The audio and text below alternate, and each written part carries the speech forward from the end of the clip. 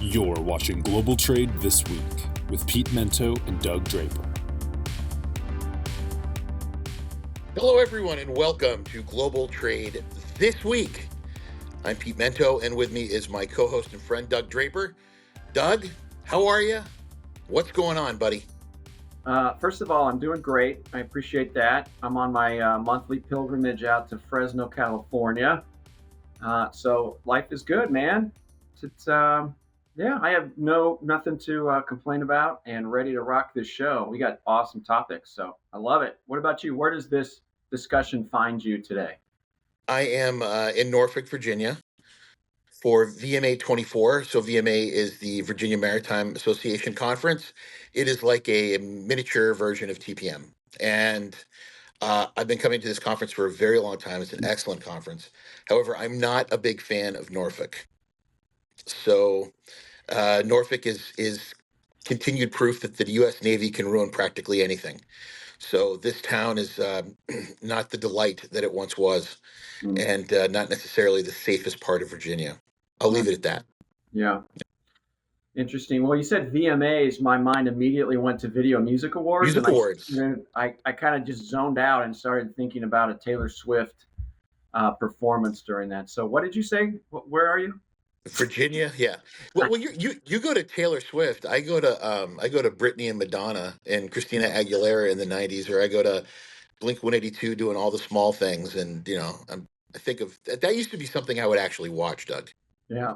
Yeah, like 25 years ago, right? When it was happening. Speaking of VMAs, and then we'll get back on topic. I saw a picture yesterday of Travis Kelce. Oh boy. I don't know what's going on with that dude. He was in some crazy suit.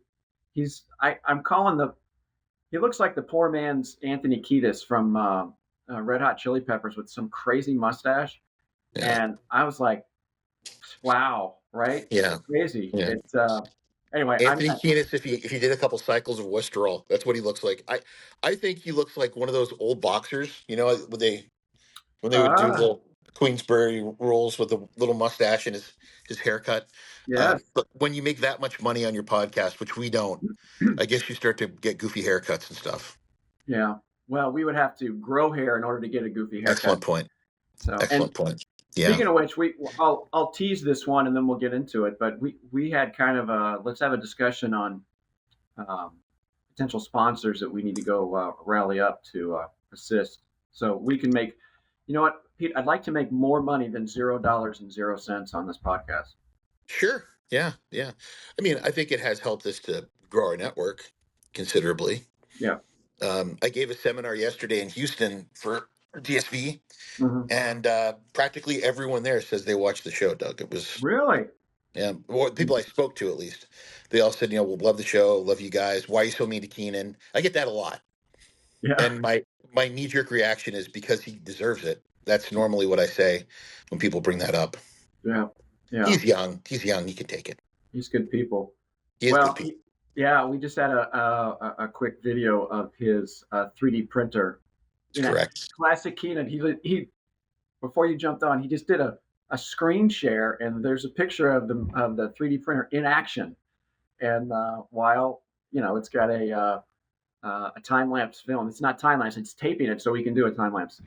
But yeah, I'm like, wow, that is pretty. I won't go into what he was printing. That's kind of private information. But yeah, classic Keenan. Here's what I'm doing. I'm getting out of bed and trying to survive the day, and this brother's out there making 3D printing. I love it. Well, it just goes to prove that if we were doing an Ocean's 11 style heist, Keenan would definitely be the gadgets and technology guy for us. Yeah. That's I'm pretty sure. I don't know if you'd be Clooney or I'd be Brad Pitt or what, but we would definitely be the brains behind the operation. That's for damn sure. Yeah, I love it.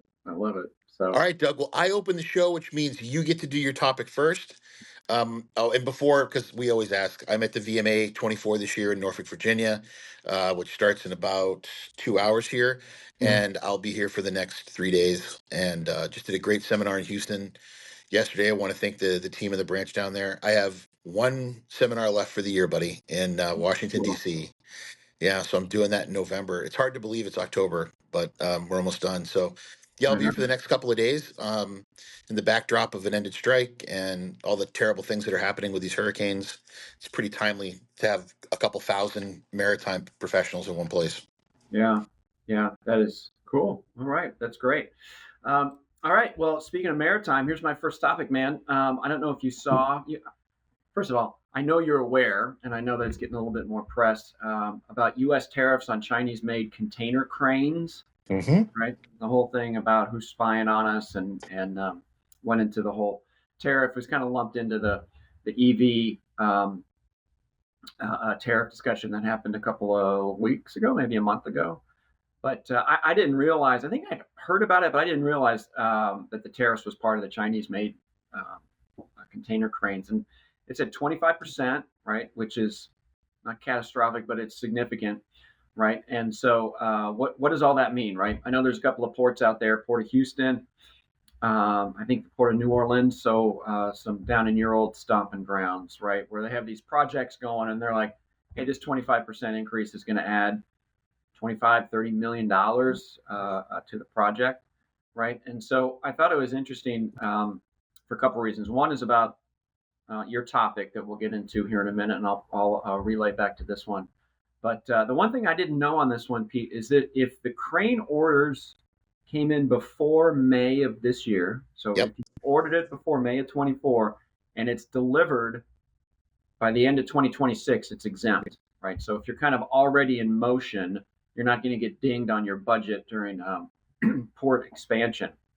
But anything after that, but it's interesting that there's this automation discussion with the strike that we're going to talk about here in a few minutes, and then the pushback, right? So I don't know, potential port delays, not delays of moving cargo, but just the projects that are trying to improve that aspect of it. And then I don't know what alternatives they are out there, and there's not a lot of companies making cranes in the U.S. I mean, that's the whole point. Put a tariff on it so you redirect your purchasing power domestically. But I don't think there's a lot of options out there. So I get the swiping and the signature of the pen with the 25%. But I think this is one of those deals where there's some fallout. Like, okay, where do we go? I'm cool. I'll spend an extra 10% or whatever it may be to buy a crane domestically, but it doesn't exist. So I don't know. I know you've heard about this. What's your take on the 25% with the Chinese-made cranes coming in? So, friend of the show, Marine cyber impresario Captain Alex Suhanov, has brought this up to me so many times. This is an integral part of port infrastructure that is, and also an important part of automation, but it's networked. And because it's networked, that means that any data that's going through it can be shared. It also means that it can be hacked. Mm-hmm. And the ban, they're trying to ban them, Doug, and they're hoping that an additional 25% will encourage people to possibly look at a Korean or European manufacturer of these, which there are. Mm-hmm. The second half of this is disallowing any technology originating from China inside of it, because what we've learned is the technology in a number of Chinese-made cranes had the ability to not only send information back, but apparently and was also able, and then, by the way, it's speculation, but apparently people believe that it would be able to be controlled off-site as well. Now, if it was done for nefarious reasons, I'll leave that up to your imagination, but that's the main reason why there are alternatives. They are more expensive, but it brings up an interesting, and you mentioned it, with automation and the longshoremen. You can't hack a longshoreman, right? I heard that over and over again during this strike. You can't hack a longshoreman. But the longshoremen aren't out there, 20 guys picking up a 40-footer and throwing it over the side of the ship. They're using machines to do it. And these machines are data enabled. So there is an interesting question, right? This sort of payoff between having more expensive labor, but also having a more secure supply chain and using people to manipulate the cranes. And I can see the argument there. I don't know if that argument outweighs the use of technology made by countries that are more politically aligned to us. And I think that's where that argument doesn't fall apart, but it becomes a little less effective. Yeah. Well, that's agreed. You have a good way of putting all that together. So that kind of dovetails perfectly into your topic. I'm not trying to tell you which one of yours you go first or second, but that's a perfect segue into it. Yeah. So my topic this week, my first one has to do with glory, hallelujah, praise be, the strike is over. I last week I'm not going to say I broke the story, but I've been looking everywhere, Doug, and I haven't seen anyone that broke it earlier than me. Not on LinkedIn, not on Twitter, not anywhere. So I got a call from a friend of mine who works for Carrier, who told me that he heard that it was over. I got an email from an industry professional who told me he heard that there was a tentative agreement and that it was over. And then I got a third email from a friend of mine in Washington, D.C., with a particular government agency that said, I think we have a tentative agreement. And I told everyone it sounds like rumors are swirling. And then I ended up being quoted in Shipping Watch, right? Like Pete Mento, DSV, says that rumors are swirling that the strike is over. I'm like, talk about weird reporting. I Oh, got three. I got three confirmations on my story, and I didn't even go to journalism school, okay, before I said anything. And then I said it's speculation, but it turns out it was correct. But it would have been pretty sad if it wasn't correct, Doug. Um, but the world got all happy and excited because the strike is over. In reality, the strike is not over. The strike has been averted for now because they've agreed on the increases to wages. What they have not agreed to yet is the changes to automation. And what's that going to mean for the future of this particular union? That's going to have to get worked out. Now, which was more important to the union? Their pay for the next 6 years or reducing automation to increase their roles? And I don't know. I think short term, the answer is the pay, but long term, it's absolutely automation. And over the next, 3 months, I think it's going to be a knockdown drag out. I think that the union, I think it's January, is it January 15. 15th, right? So Yeah. that's after the election, but right before the inauguration. It's pretty good timing to cause a stink again for whoever the incoming president's going to be. So, Mhm. Doug, this is not by any means over. There's still a lot of political leverage, but for the next few months at least, it's going to be business as usual. So I would caution people into thinking that the East Coast is all ready and set to go. One of the most important topics they've ever had is going to have to be sorted out in the next couple of months. And I don't think that they're on the same page. Mhm. Well, first of all, congratulations on being quoted. And I saw during the process you were updating LinkedIn on a regular basis. So that's the cool thing, Pete. You take this concept of the show, which is forward thinking, and sometimes we, put ourselves out there to have forward thinking comments and do a little prediction. So kudos on you for doing that to the world on LinkedIn, and then you got quoted. Did they even call you on that? Like, hey, can No, we put this in? Yeah, no. yeah. Maybe if I put something like that on LinkedIn, I should expect that people are gonna run with it. I just didn't think anybody would. And in this case, it was perfectly fine. Yeah. But I kind of work for a big company. I don't need the smoke, dude. Yeah, but the bottom line is you are correct. And most people like strikes over, good, we're moving forward. They kick the can down the road a little bit, kind of like funding the government, right? How many times have you heard that? Look, I swear to goodness, in the Yeah. last 2 years, how many times is there? It's almost like back page news now. That's like, okay, they'll do it, they'll work out something, and they'll fund the government, and we'll go on about our business. But anyway, it will be interesting as things kick up and the topics are diverted away from congestion and the holiday season and everything. So Yeah. crazy. All Agreed. right. Well, that brings us to halftime, one of our favorite parts of the show where we can just pontificate on anything we want, whether it's supply chain related or whatever. So it's brought to us by Cap Logistics. Keenan works for that company. I think the 3D printing he's involved with right now is not authorized by Cap Logistics, but it's in his garage at home. So I guess you can do what you want. But anyway, thanks, Cap Logistics, for making this show happen. So, Pete, I'll But let you Doug, do. Doug, before Yeah, you go on, I just want to make it clear to everyone that Keenan's not printing a ghost gun while we're doing this. yeah, there you You go. know, just want to put that out there before the FBI shows up and breaks into his garage. Very good. Very good disclaimer. Thanks for that. Yeah. All right. All I'll right, let you. halftime. Yeah, go for it. Well, I think I've said enough on this show. I hate Bitcoin. I don't know if hate's the proper word, my distaste for it is so much deeper than hate. But there is a new Max, HBO Max, whatever the hell they're calling it. Just stick with the name, damn it. There's a new streaming document. God, that sounded like such an old man. There was a streaming documentary about Bitcoin that intimates or speculates that it was a person named Peter Todd, who is Satoshi, that came up with this Bitcoin. And for those that don't know, there Mhm. is this ethereal, mysterious being that came up with the concept that apparently still owns half of all the Bitcoin in the world. They've never sold any of it, et cetera, et cetera, et cetera. And the speculation is it was this Peter Todd person who was a core Bitcoin software designer. And we were talking to Keenan about it beforehand, who does really follow cryptos, and he says he doesn't buy it. He thinks it was someone else. And more to the point, Doug, none of us know who the hell this guy is, which would make sense, that he's not one of the marquee people involved in it. But I think more to the point, Doug, I really don't care. I don't know who Peter Todd is. I don't want to know who Peter Todd is. And I could care less about anything that has to do with Bitcoin because I think it's absolute hogwash. It's humbug. It's crap.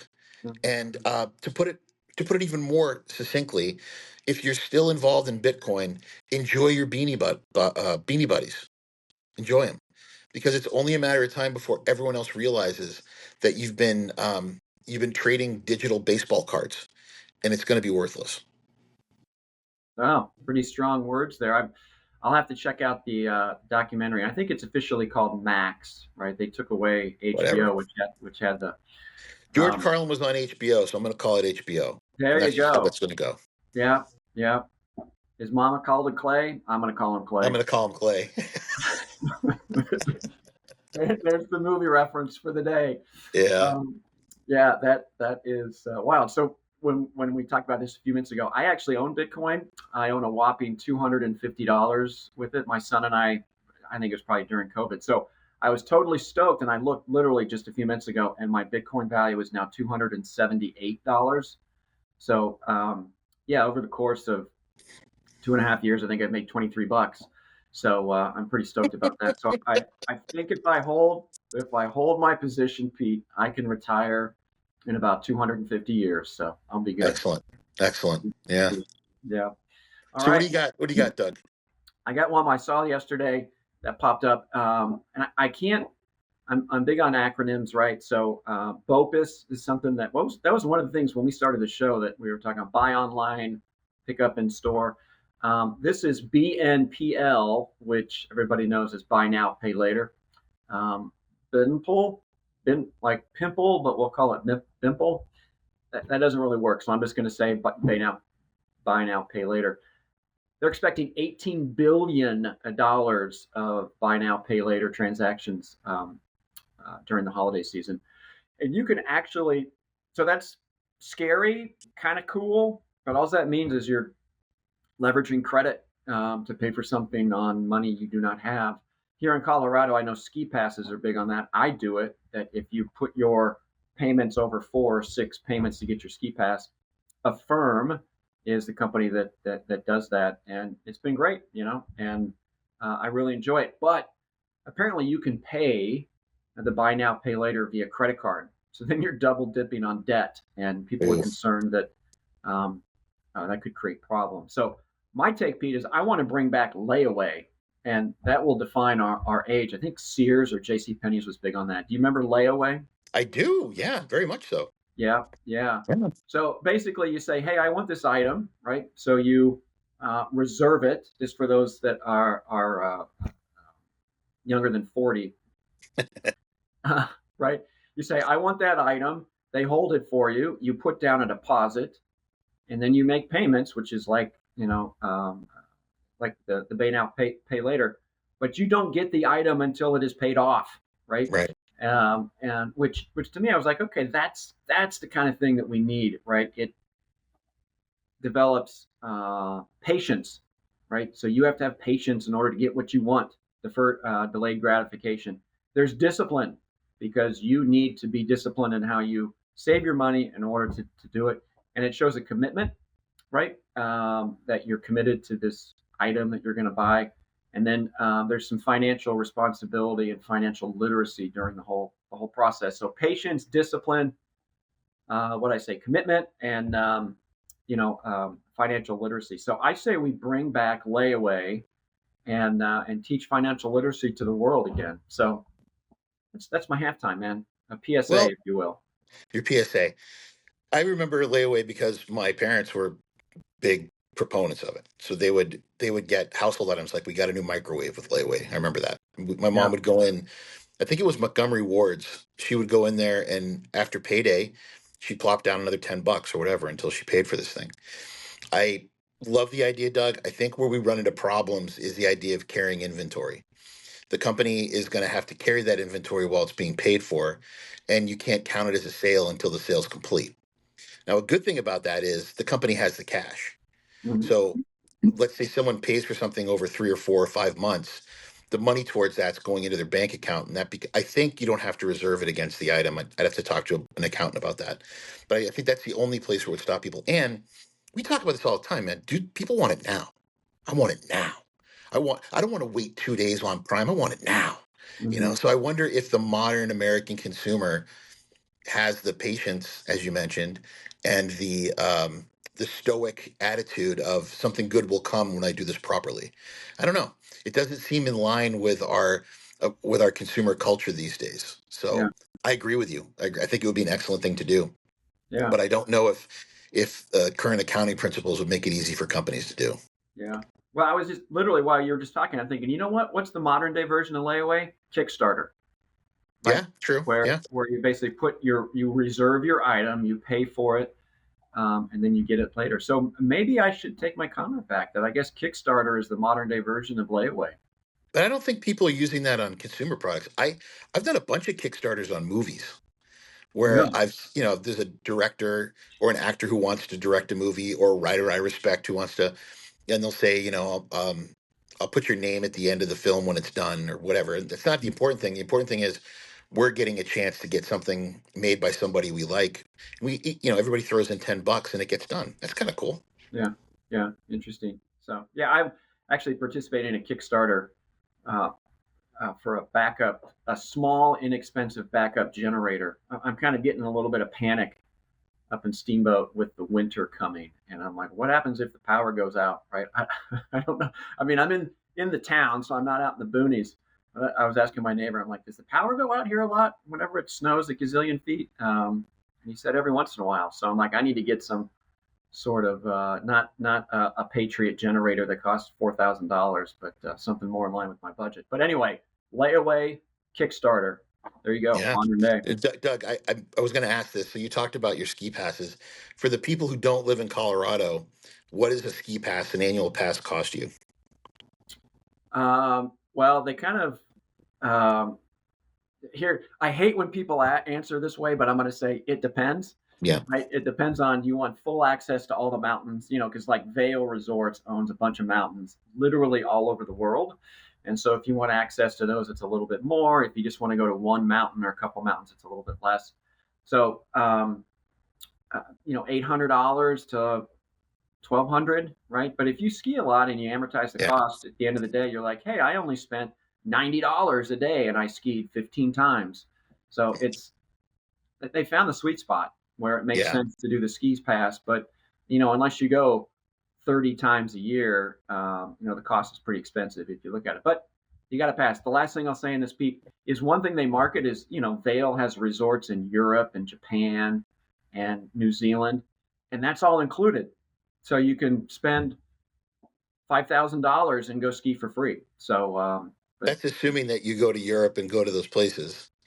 But yeah, for you and Keenan during the ski season, almost every Monday when we catch up, you guys are like, yeah, I was skiing or boarding or whatever this weekend, yeah, and it definitely sounds like you guys get your money's worth. yeah, yeah. So good. All right. Well, I'm going to jump into my second topic, and it's related to power. And this one's about nuclear energy. We've talked about this, Pete, on the show a couple of times as far as renewables, reducing carbon footprint. And we're like, hey, hello, McFly, nuclear's Yeah. out there. Second movie reference on the show. And I think it's starting to gain a little bit of ground, right? A couple statistics. I had no idea that there were 54. I just did a little research. Excuse me. 54 nuclear power plants in the U.S., and it still generates power, 15 to 20%. The vast majority are on the East Coast, right, which makes sense. Um, there's one that is coming online in Michigan coming up, and there's actually a company that just got a loan and a grant that they're going to bring 3 Mile Island. You remember that? Yeah, you need to be over 40 to remember that whole thing. But when that thing melted down, they're bringing it back online by 2028, right? And I think it's great. I think in this day and age, they're more safe. Maybe they weren't even unsafe at the time. Things happen. But with data centers, AI, you've talked about quantum computing. I mean, the exponential growth of the energy demand that this country has, and really the world, is just going to, skyrocket. And so there needs to be something with clean energy that goes on. So, last comment on this, Pete, is I'm like, okay, how does a nuclear reactor work, and what's the difference between fission and fusion? Because fusion is coming. And so I used ChatGPT, and I literally said, will you dumb down the concept of fission and fusion, right? Uh, And here's the examples they gave, and I love it. I love it. So I won't go into like how it works and all that kind of stuff, but they basically said fission, which is what most of the power generation is right now. It's like cracking a big log into two pieces, and you release the energy when you break it apart, right? So mhm. you're splitting, and energy is released. So the heat that creates steam, and then that powers a turbine or a generator.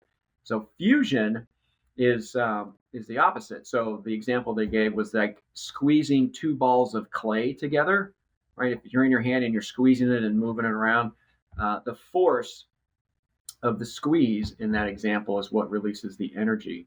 So we're either talking about logs or balls of clay, Pete. That's how I'm going to dumb it down for everybody. But fusion, the squeezing of the clay, they're saying that is safer and can generate way more power than the current fission. And so China's working on it. We're working on it. It's kind of a race to see who can come up with that. But there you go. There's your this chemistry lesson in Physics, nuclear power. physics lesson. Yeah, the Physics. the There you the fusion energy is an incredible thing. There's there's no residual effects. It's clean energy, and it's basically limitless. So it will be incredible. And America is absolutely leading the charge on that. But the question of nuclear power to me has always been one of education versus just knee-jerk reactions. And when you're around Navy ships, nuclear powered Navy ships a lot, you come to realize two things. Number one, if you can get a bunch of high school kids with no degree whatsoever and have a couple of really smart people that went to nuclear power school work with them, it doesn't take a lot. I don't want to. I'm not trying to diminish, the young enlisted people. I'm doing the exact opposite. I'm trying to beef them up. Most of these nuclear powered ships that are going all around the world are, for the most part, being run, managed, and repaired by people who did not have master's degrees and PhDs in physics or engineering. They're learning it because the government made it easy to understand. And the second thing I'll say about that is we have the Seabrook nuclear power plant in New Hampshire, and it's an I can remember when it went online. It's an important part of our overall economic structure and infrastructure. Nuclear power is the gap. It's the bridge, pardon me, between the gap between where we are now and where we want to be. And the fact that people's minds are changing, I think, is a wonderful thing, Doug. I think more and more people are beginning to realize you want to drive your Tesla, you don't want to have to burn coal to do it. And this is a great way to get us to that point. go. Yeah. Bring us home on your topic, Pete. What's your fourth or second? The show's fourth. So there were articles in the Financial Times and The Economist, and there was one more, I think, BBC, where they talked about how consumer confidence in Europe is waning. They're seeing savings begin to go up, significantly so, Mhm. amongst Europeans, where the money that they're making, they're not putting it back into the economy because they see trouble ahead. Whereas the United States, our consumer confidence has been pretty steady. If anything, it's increasing. And that is an excellent indication of someone's, you would hope, all right, we're assuming rational people here. You would hope it's a good indication of people's ideas and confidence in the overall economy. So as interest rates are going down, unemployment remains generally steady, and American imports and exports as well, it would appear that Americans feel much better about their economy than Europeans do. But if you open it up and you make it broader, globally, in Asia, is a return to savings, which there hadn't been at the extent that it was before. We're seeing the same lack of consumer confidence in South America, a similar lack of consumer confidence in the Middle East. We appear to be the only country, pardon me, that's just Joey Chestnutting it out there, shoving as many hot dogs in our mouths as we can. And I don't know if that's hubris or if they see something I don't see. But there will be a reckoning. It started. It's happening as we speak. I said that last February that the first domino fell. And if there was ever a time to not make big purchases, I think it's 2025. So I don't. It's amazing to me the resilience of the complete irrationality of the American consumer. They just feel like they've got to buy. And I think that this interesting dichotomy between the rest of the world and America is a great indication that I don't think we learned our lesson from COVID. Yeah. Well, that buy now, pay later, let's make it even easier to buy stuff that we don't need. I think I forget exactly how you refer to it, but buy crap that we just don't need and then just stockpile. With money we don't have to impress people we don't like in the first place. That's Chuck Palahniuk, the guy that wrote Fight Club. Yeah. Yeah, exactly. That's good. It's interesting. When you shot this over to me, I did a little research. So in a little research, Pete, that's what we, is that if you're affluent and you have money in Europe, some of that is continuing as far as the fear of larger purchases doesn't exist. There is no fear. It's still happening. It's the younger generation that's kind of ratcheting it down and saying, I want to have an experience because that is really important. We both have, my kids just graduated from college. Yours is in the thick of it. That experiences are important. So ratchet down the cost of that experience. It is interesting that that concept is happening over in Europe and not here in the U.S. So again, it goes back to financial literacy and understanding the benefit of saving a dollar, which is cool because all of our topics kind of hovered around two different ideas that we spoke about. So yeah, it did this week. I meant to bring this up, Doug. I was at an airport yesterday. I was in Charlotte, and this clearly a finance bro. He had a T-shirt on that said, "Don't fact check me, bro." And I thought that was, that's now in the vernacular. Fact checks in debates. Don't fact check me, bro. Yeah. So global trade this week. Don't fact check us. Don't fact check us, bro. Yeah, exactly. Yeah. I'm surprised there wasn't a cuss word on the back of it or something, right? No. I'm always surprised when you got people walking through airports with gigantic cuss words on their shirts. But yeah. Well, he was the finance bro, so he had his Patagonia sleeveless vest, his vest, have the zip up vest, and he had his visor. He'd clearly been playing golf that day, but so I did not fact check him, bro. Yeah. Nice. All right. Well, that's a great way to end the show. I want to say thanks to everybody who listens to us. And Pete, I'm glad to hear that there's more people you run into. You're out there mingling with more people than I am on a daily basis. So it's really cool. And I want to thank all of our listeners for joining us every single week. And that's a wrap, Pete. Another edition of Global Trade this week is over. Thanks to Keenan and Cap Logistics for making this thing happen. And good luck out in Virginia. And it's really cool that you have one more event before the end of the year. And there's still a lot of weeks left in the year. So. Well, that's my seminar. I have a speech next week in Columbus. I was supposed to be off. Now I got to do this. I probably got 4 or 5 more speeches, man, before it's all over. All right. Good. Well, I think that's it. Have a good one. That's it, buddy. Have a good week. Thanks. Bye. Take care.